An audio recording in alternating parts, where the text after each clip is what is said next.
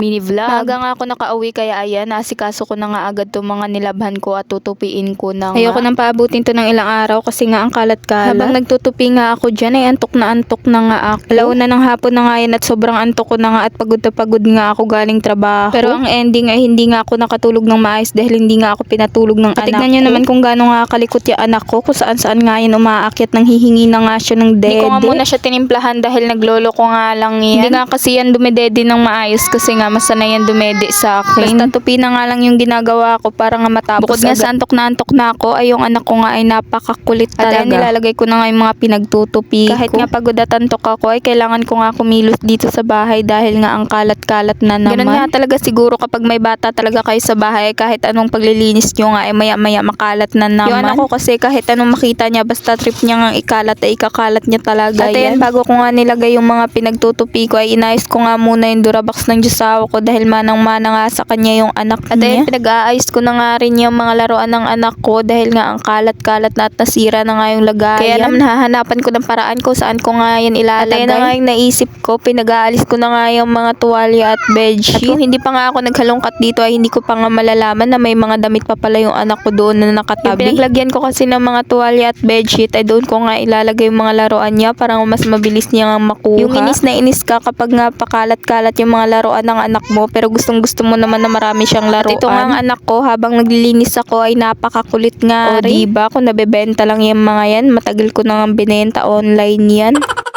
At sunod ko nga intindihin na ito sofa na naman nga dahil sirang-sira talaga kapag umuupo nga kami. At inis na inis nga ako kapag nga nagugulo nga yung sofa. At yan, pagkabukas ko nga netong damitan ng anak ko ay nakita ko nga ginulo pala yan ng tatay niya. Kaya yan, si Tupi na naman ako ulit. Ewan ko ba kukuha lang naman sana siya ng damit pero kailangan niya pang guluhin. Ayoko nga kasi lang nakakalat yung damit ng anak ko. At tignan niya naman yung anak ko ay kinalat na naman nga niya ulit yung mga laruan niya. At susuotan ko naman nga ng bedsheet tong kutsyon namin dahil tinanggal ko nga yan nung umaga. At nabibisit na nga rin ako dito sa sahig namin dahil kahit anong punas ay pagka nilagay yung kutsyon nababasa ulit. At ayan, nilagay ko na yung mga yan para hindi mahubad yung bedsheet pagka humiga na nga kami. At ito, asikasuhin ko naman nga yung ulamin namin dahil gabi na nga at wala pa nga yung Diyosawa ko, naglaboy at ayan, hindi ko nga alam kung paano ito lulutuin. Pinagpuputol ko nga muna yan at papakuluan ko nga muna. Sabi niya kasi pakuluan ko nga muna raw bago ko nga prituhin. Niluto ko na nga kaysa naman antayin ko pa siyang dumating, mamamatay na kami ng anak niya sa gutom. At ayan, hinalo-halo ko na nga lang yan para nga maluto din yung kabila. Ang ending nga, hindi naman ako kumain yan dahil may natira pa nga kaming isda nung tanghalian namin. Hindi nga kasi talaga ako kumakain yan. Eh gusto niya nga na ayan yung ulamin namin kaya ayan, niluto ko na nga lang para makakain rin yung anak ko. Ayan nga yung mantika na pinagprituhan namin at dyan ko na nga lang din pinrito to. At ayan, nag-brown na nga siya. Tinaantay ko na lang din maluto yung kabila. Habang nga nagluluto ako dyan ay nag-iisip nga ako kung tama ba yung ginagawa ko. Ang ending nga ay nasunog nga yan. At ayan, luto na nga yan at hinain ko na nga dahil kakain na nga kami ng anak ko. Siya, hanggang dito na lang. Don't forget to follow, like, and share at mag-comment na rin kayo sa video. Salamat sa panonood.